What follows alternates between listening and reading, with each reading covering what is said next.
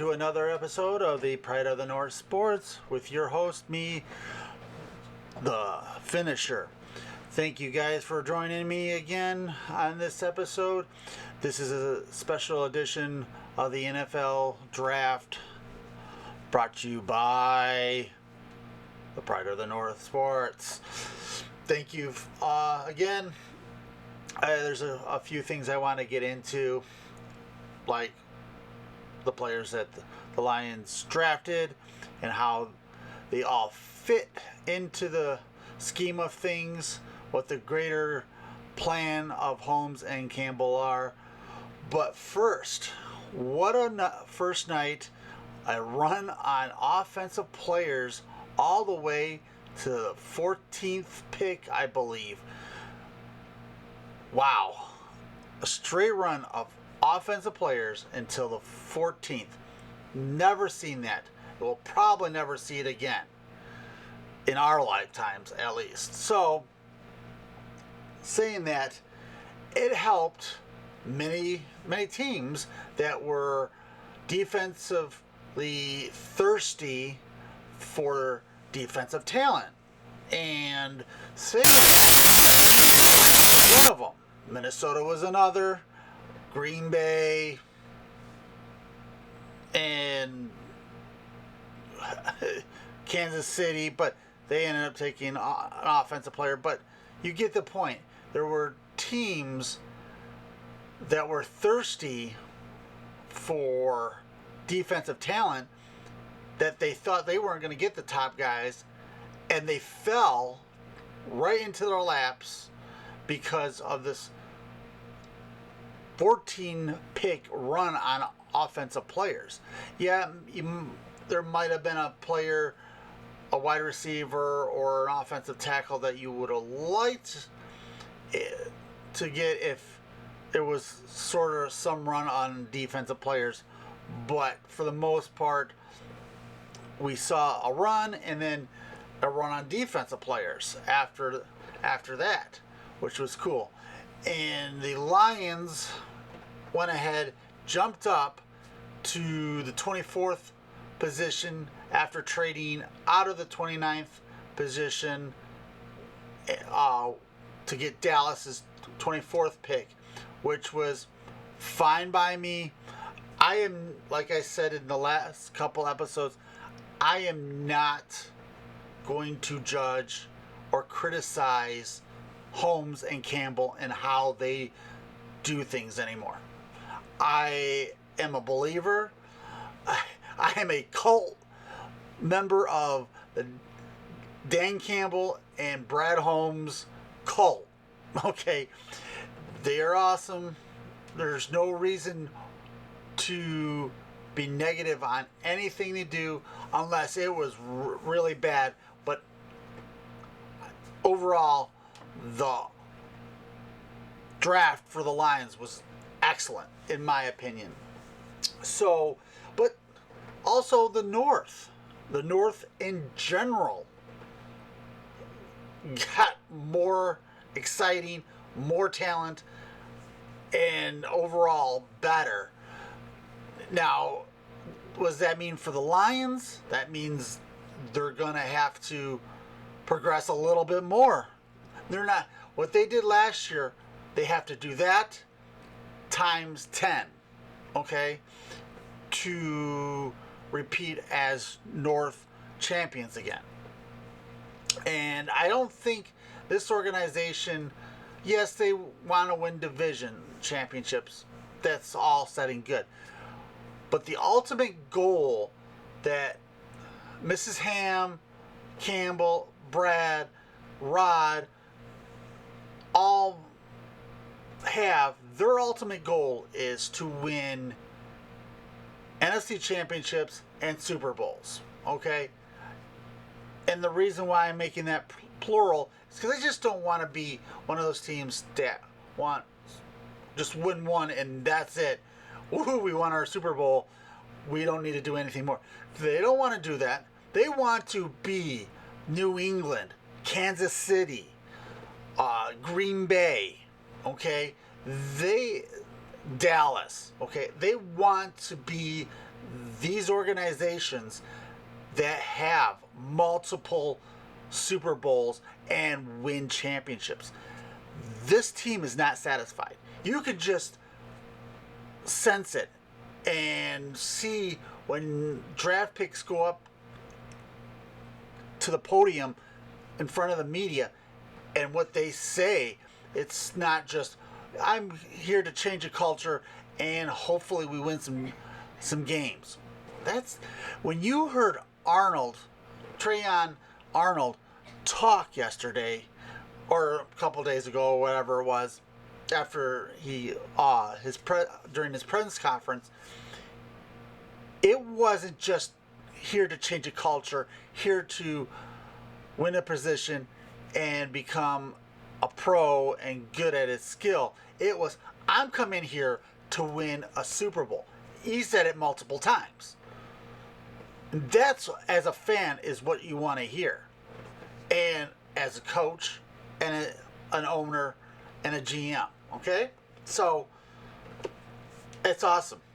I think they did an absolute awesome job. But now let's get into some of the players'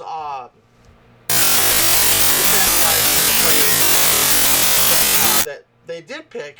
All 6 players that they've actually picked that I thought was awesome. First, Aaron Glenn, the most happiest Lion and guy in the North right now.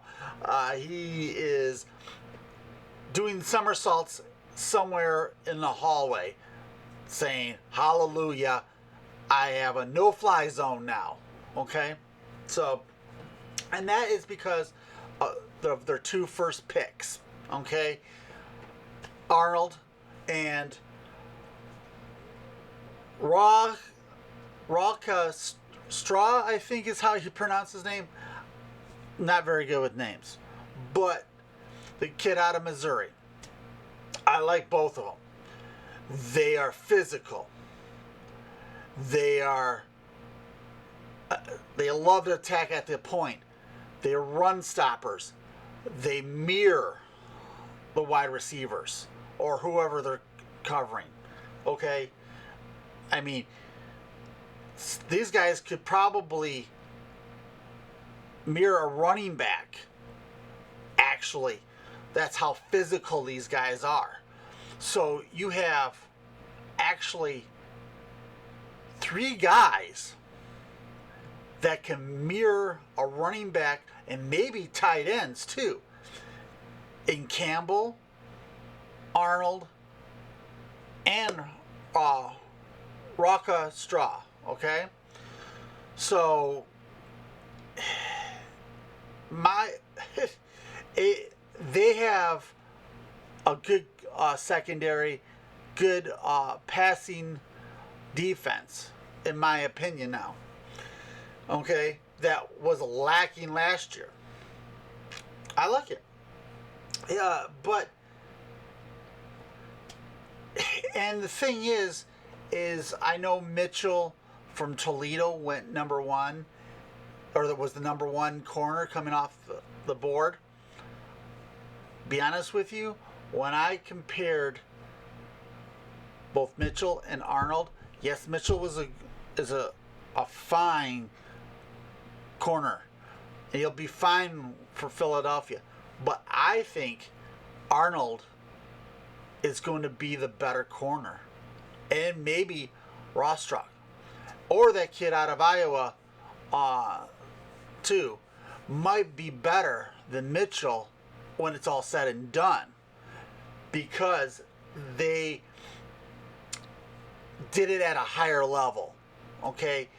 You got 2 corners out of Missouri and Alabama that came from big-time programs that covered big-time wide receivers, running backs, tight ends, and quarterbacks. Okay? So, give me those guys. They win. That's awesome. I'm not saying that Mitchell didn't come from a winning program. Toledo is an excellent MAC or organization, collegiate team, But Alabama and Missouri and Iowa are teams that build for championships, okay? Iowa has a championship type caliber defense as we know it. The Lions picked a couple of their players last year, and look how it worked out for the Lions. A lot of people wish they would have got Campbell and Laportier. Those two were, give Laportier an A plus when they right now because the Lions picked him. And Campbell is still at a B plus, but will probably make that leap now this year. Okay, so I don't want to talk about last year's. We know what we got from last year. We got excellent players. So let's not talk about last year's draft unless it goes with this. So, okay. So, but like I said, I love our second pick. He's a hard nose. I will attack you at the point, mirror you, tough, hardworking kid out of Missouri, Raw Straw Jr. He is absolutely phenomenal. When I looked at his game tape, when I actually watched and listened to some of his interviews from the combine, and he was just all about business. About this is where I'm supposed to be. This is what I'm going to be. Whatever team's going to take me, that's great. I'm going there to work, and I'm going to make myself the best player I can. And it wasn't like an arrogance, kind of like how Arnold was. It's not an arrogance. It's a demeanor, a self-confidence that I am here to help this team, and I'm proud to be on this team, and I'm going to work hard. That's what Ernest has too. So, okay, so let's get to that was day 3, the corner. That was the only pick that they had because they didn't have a third round. Actually, didn't have a fourth round for a while either. But they picked 2 corners in the first 2 picks from day 1 and day 2, which I think they have probably the best secondary now. If they get Arnold and Straw developed right with Davis and Mosley and Robinson, I really do think this is one of the best back end defenses in the North, maybe in the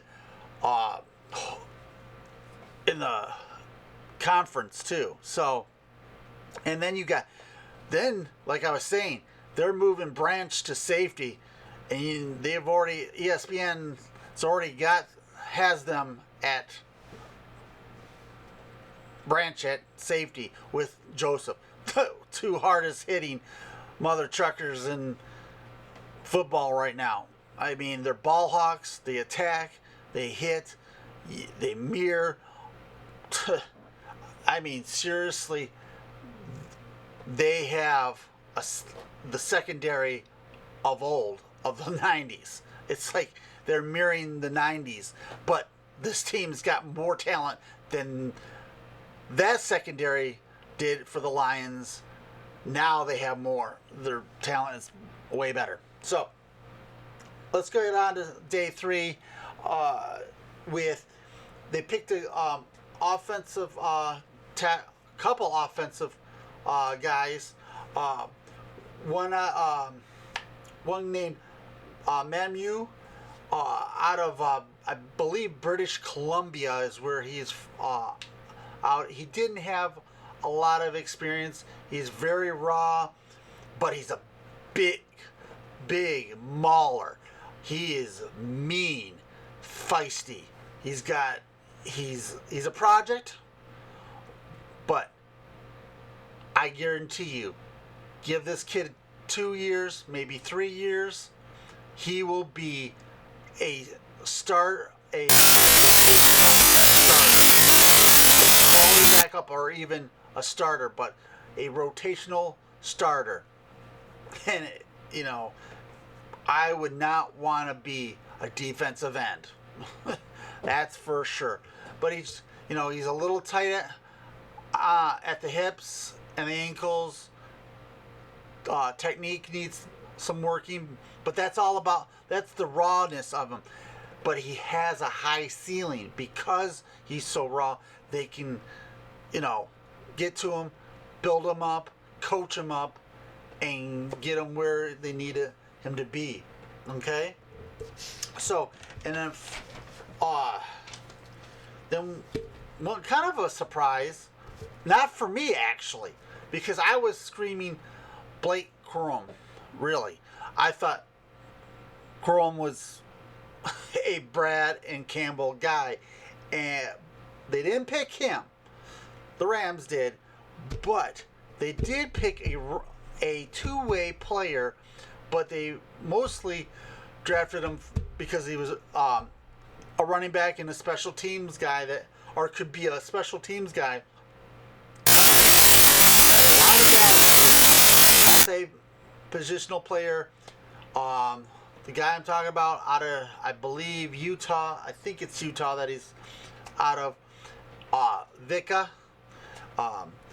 He hits hard. He's a power back. He runs over people. It's just his mentality.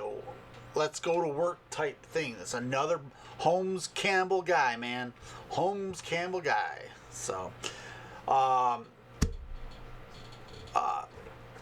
now they got another and it might actually replace Montgomery too. So we'll see.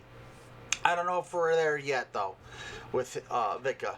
But then we got a defensive tackle that's very quick, disengages at the point of attack to make a play.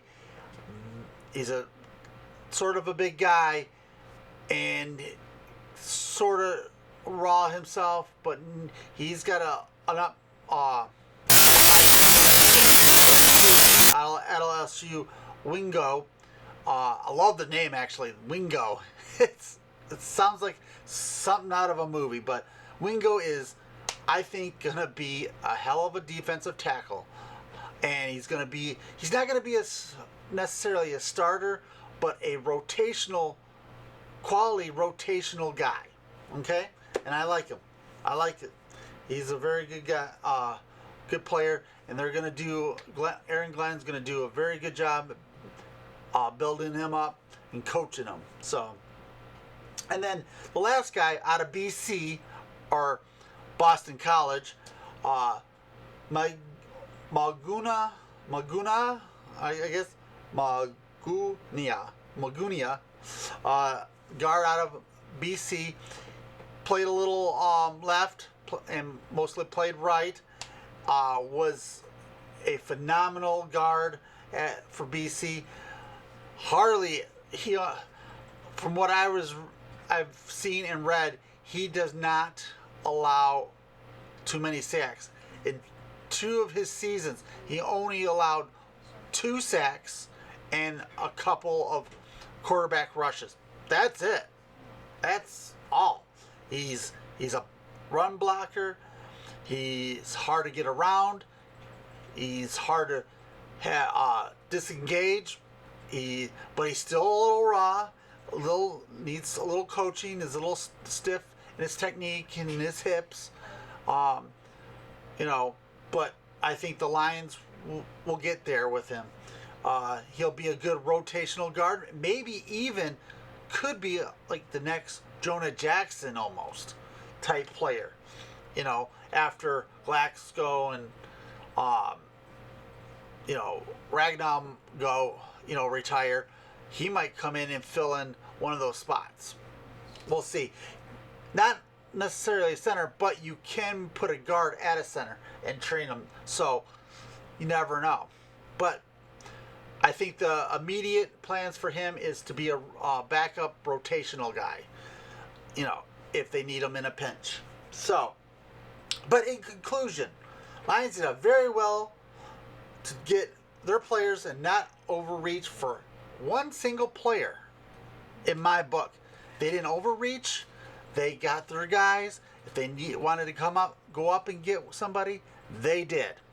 They did, and they did an excellent job of getting two corners, excellent two corners, and I believe they're the top. Be honest with you, you could say the top 4 or 5th corner in the draft. Some say the top 2 and the top 6 corners, but who's to know?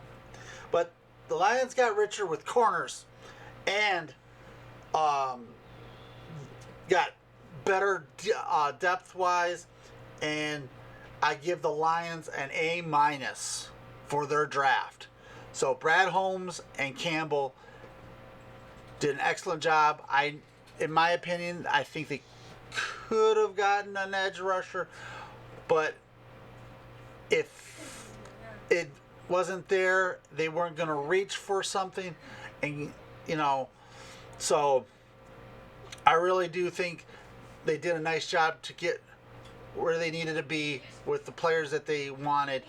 If that edge rusher wasn't there and they weren't going to overreach for him, that's fine by me. So, but thank you again. Hope you enjoy the episode. Please follow, comment, like, whatever that you guys do nowadays. So, catch you on the next episode. Talk to you later. Bye.